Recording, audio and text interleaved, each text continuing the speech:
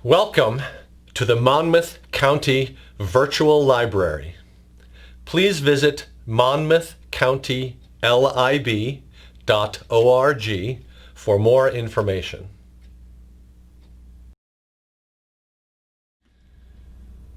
Welcome.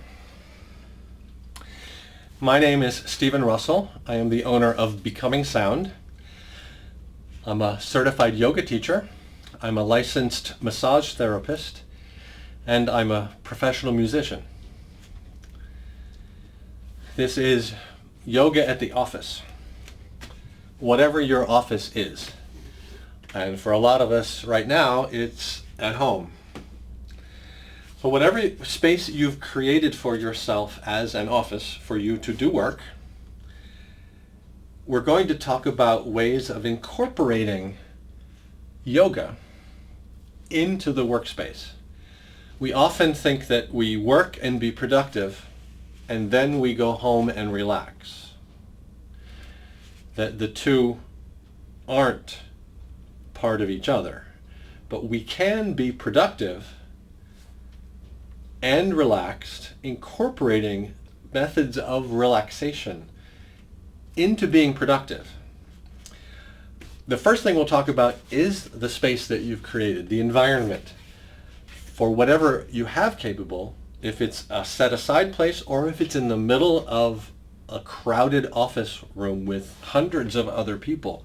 They all work as spaces, and they all work as spaces that we can relax into and focus our attention and be productive. One of the obvious things is, since we spend so much time sitting, that you have created a way to sit and be comfortable and be productive. This is a pretty good chair. I think it's very comfortable, but it allows me, if I want to sit more vertical.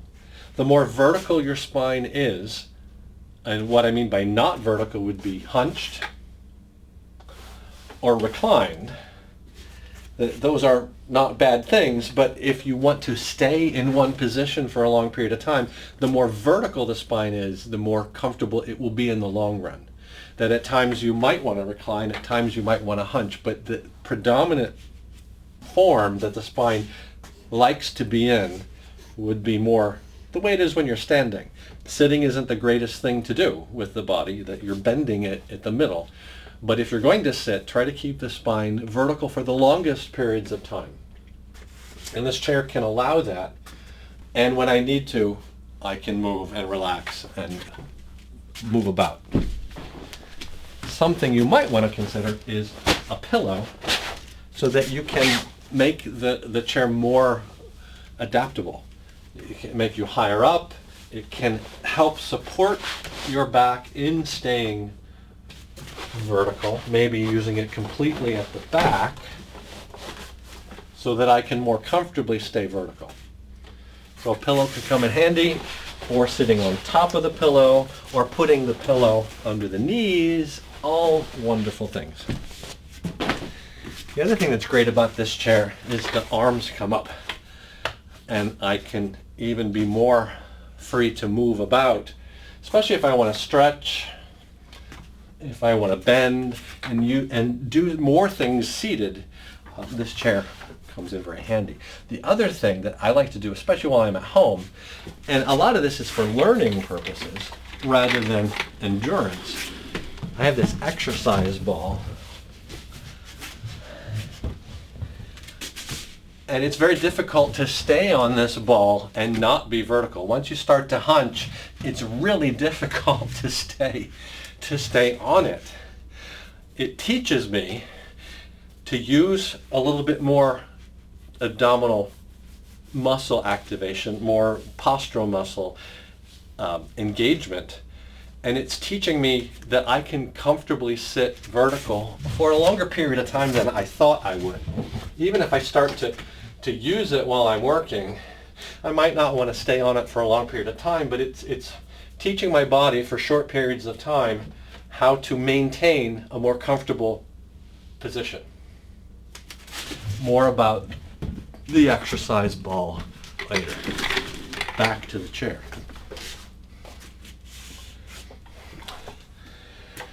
I work on a laptop. I bought this adjustable laptop stand that I can move the laptop up and down and angle it as I need to, depending on how I'm sitting. So if I am sitting down lower and this chair moves, I would move the keyboard so that when I use the keyboard, I'm not bending my wrists back or down. That they, like my spine, like to operate more in a straight line. That when you bend them, it's just putting a lot more difficulty into the way that the hands and fingers maneuver. So the adjustable laptop stand, the adjustable screen, the adjustable chair, all get me into a place that I can more comfortably and more the way my body likes to be when I work.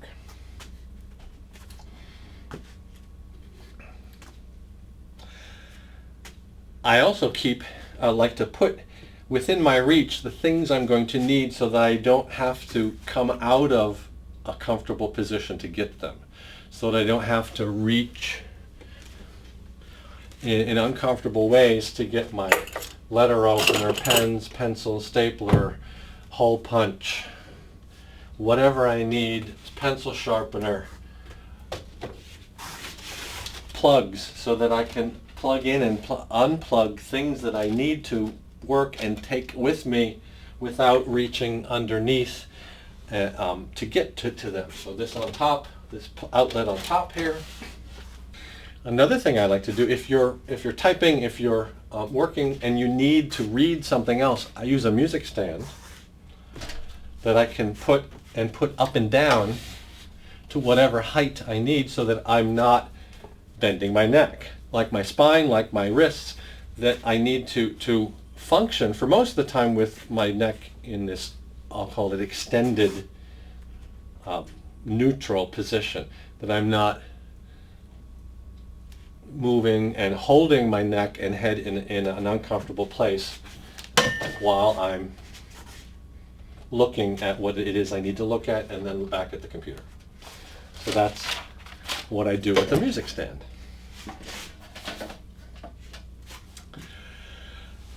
When you're talking about the environment for your office, think about the sound. I'm pretty isolated. I'm in my basement. It's fairly well insulated from any other sound that might be going on in the house. My dogs, other people, people who come to the door. I can hear them, but it's not disturbing.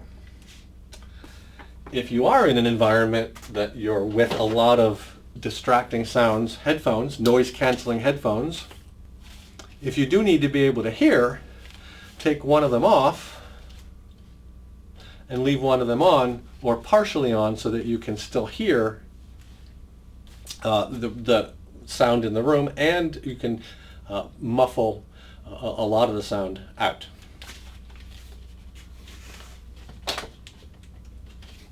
Another thing I have right here is Alexa, play white noise. Do you want to try White Noise by Sleep Jar? Yes. Okay, here's White Noise by Sleep Jar.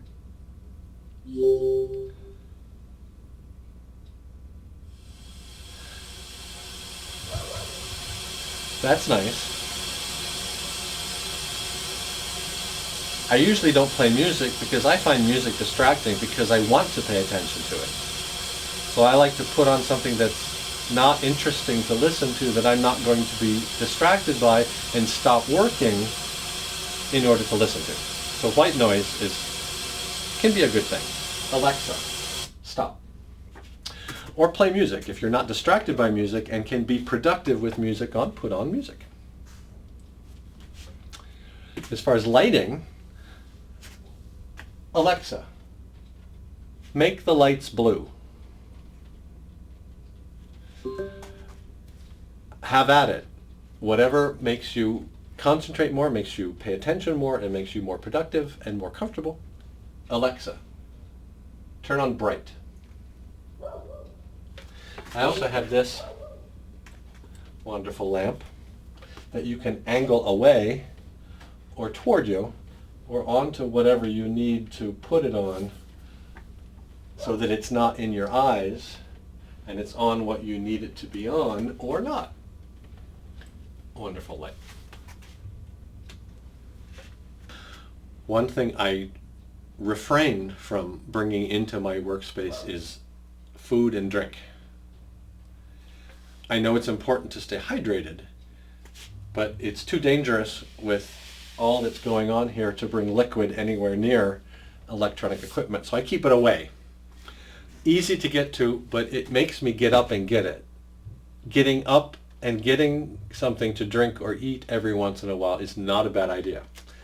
To get out of your sitting and actually walking once every 20 minutes or so is probably a good thing. And probably not a good thing to bring liquid or food near my work environment. The other thing it keeps me from doing is eating mindlessly. If I'm working and eating, I'm probably not paying attention to what I'm eating, and I'm eating mindlessly. I'm not enjoying it. I'm probably eating way more than I think I am, and then I don't really remember eating or what I've eaten or how much of it that I've eaten. So eating mindlessly is probably not helping me be productive. When I do decide to eat something, paying attention to it, eating it, enjoying it, eating mindfully, helps me to be productive. As you're working, say you work for 20 minutes, focusing your attention, being comfortable, working for 20 minutes, take a mindful break.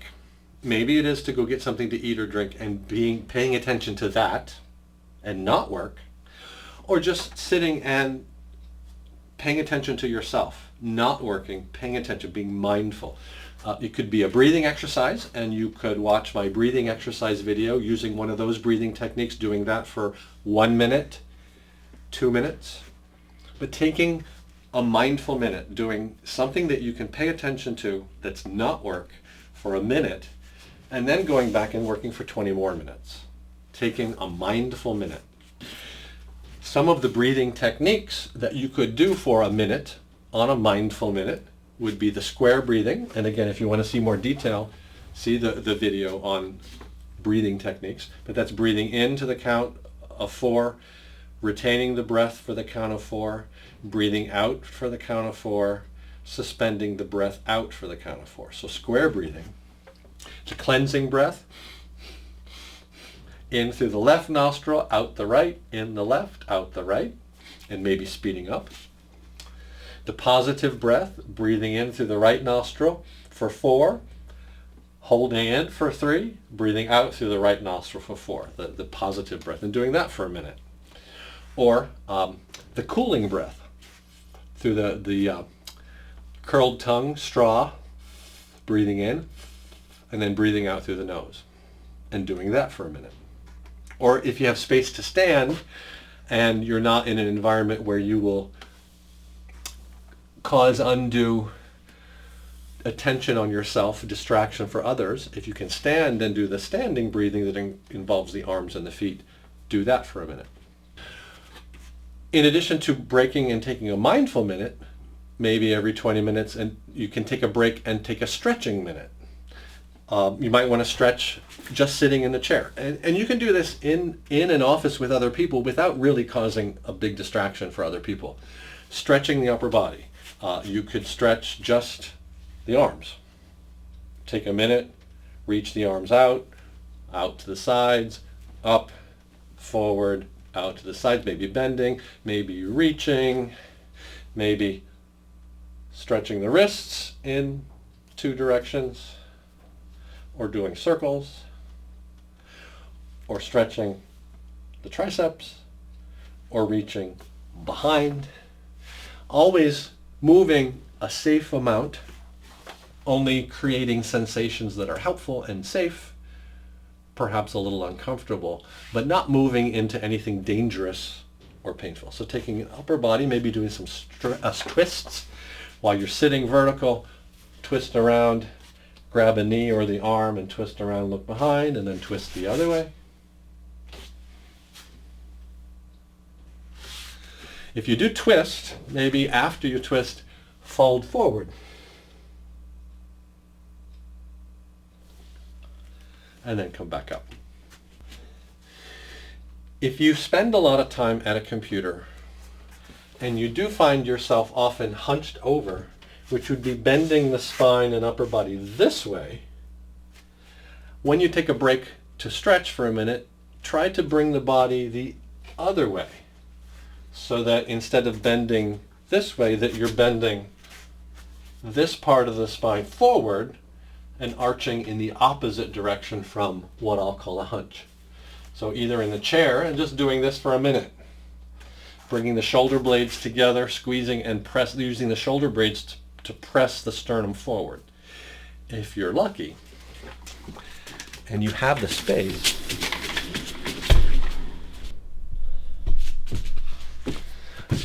you can use this yoga block.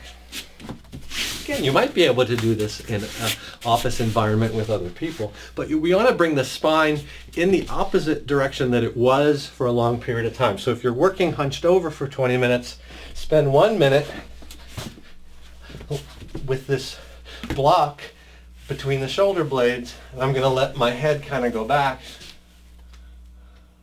and then my shoulders are draped over it.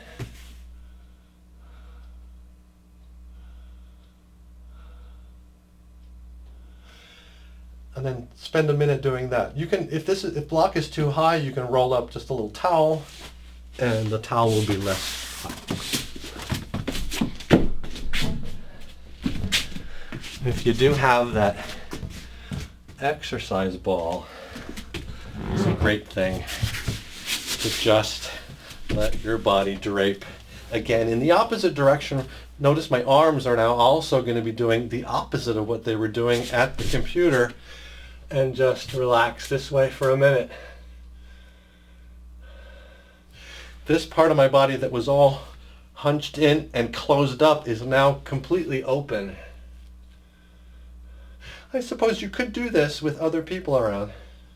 They might get jealous and might want to get their own exercise ball or borrow yours. You might not ever get it back.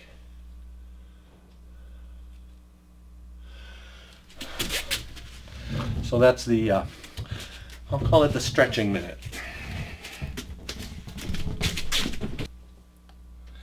Another one of the breaks that you take, the minute-long breaks, could be stretching lower body. And you could do this probably without anybody seeing you while you're sitting. You could probably even do it and look like you're working. Just, bring the legs straight out in front.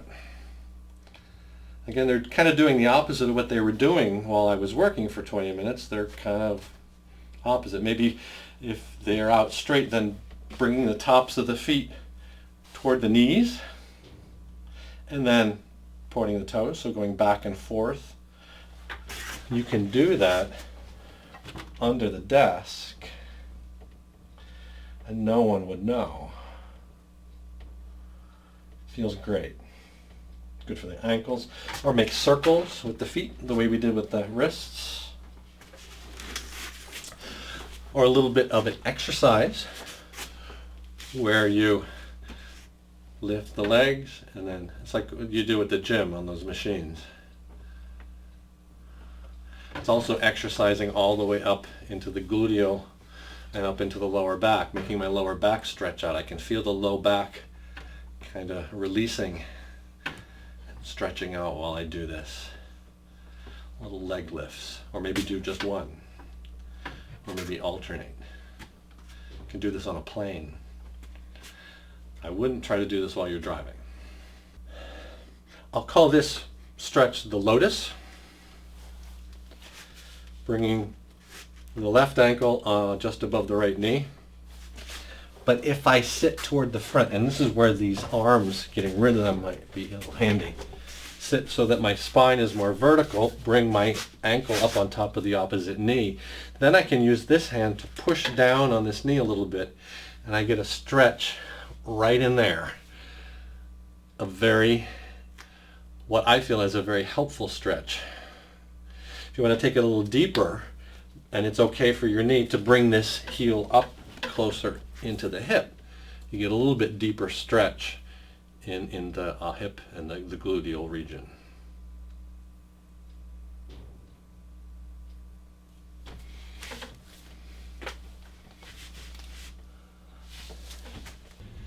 If your work environment is more conducive to greater movement and you can have an adequate place to stand, maybe use the chair for some additional stretches. Put your hands on the bottom of the chair and make sure it's not going to move and get you injured. But placing the hands on the bottom part of the seat of the chair, trying to bring the straight arms closer to the ears. Then if you keep the feet flat on the ground, you get a nice stretch along the back of the legs.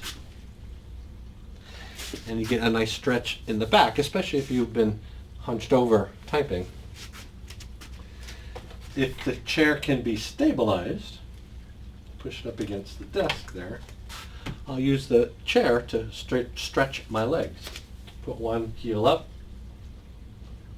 straighten out the leg, maybe bend a little bit toward the leg.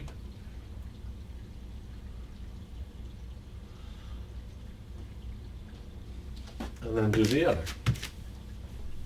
And again, you want to make sure the chair's not going to move. I suppose if you're really limber, you could use the desk. Not that limber. Well, maybe it's something I can work toward. Just to stretch out the hip, stretch about the back of the leg. If you are in this kind of position and want to do what we did with the foot before, draw the top of the foot up toward the knee, then point the toes. Top of the foot toward the knee. It's probably easier for me on the chair.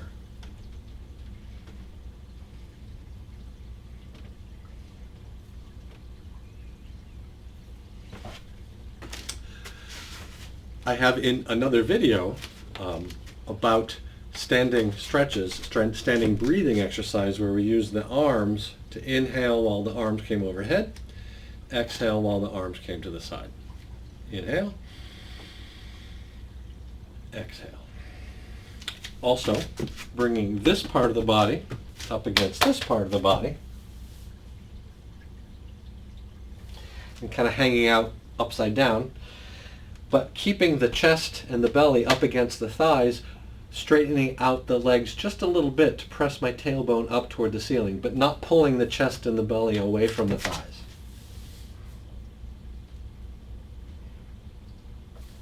It's nice to have my upper body upside down for a while, because as you're sitting or standing, the heart has to work very much to get the blood up to your brain.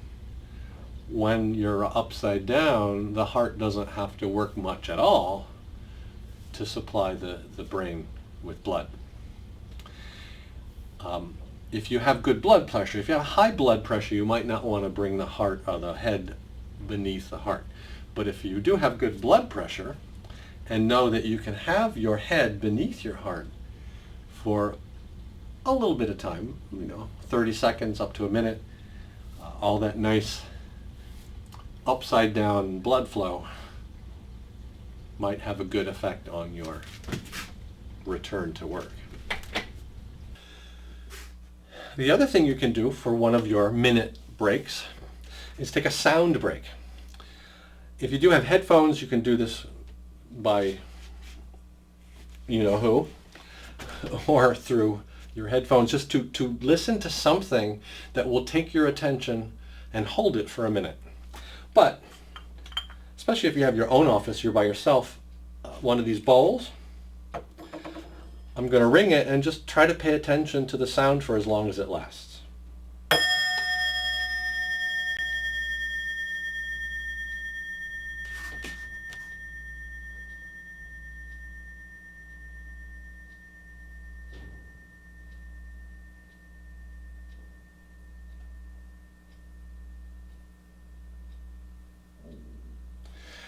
And then during that every time that I started thinking about something else, I tried to bring my attention back to the sound and listen only to the sound that it was making.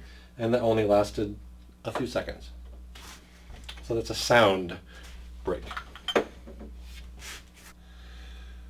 So whatever your work environment is like, try to incorporate attention elements, comfort elements.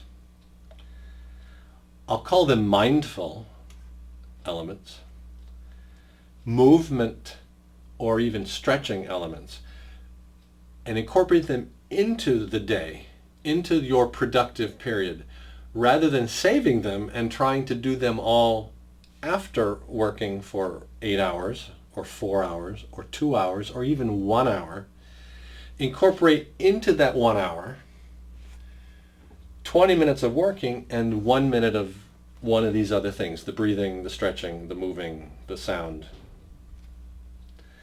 so that you get used to being productive, being relaxed, being mindful, and being comfortable all at the same time. Thank you for joining me.